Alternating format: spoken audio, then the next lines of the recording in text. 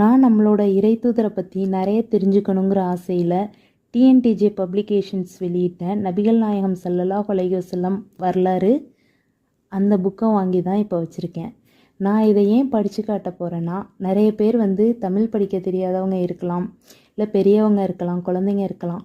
அவங்களுக்காகவும் நம்ம படித்து காட்டலாம் அப்படின்னு தான் இந்த வீடியோ பதிவு செய்கிறேன். இன்ஷா அல்லாஹ் துவா செய்யுங்க. புக்கோட கவர் பேஜ் பார்த்தீங்க. இப்போ புக் உள்ளர பார்த்தீங்கன்னா, பிஸ்மில்லாஹிர் ரஹ்மானிர் ரஹீம், நபிகள் நாயகம் வரலாறு, தொகுப்பு டிஎன்டிஜே அறிஞர் குழு, வெளியீடு டிஎன்டிஜே பப்ளிகேஷன்ஸ்னு இருக்குது.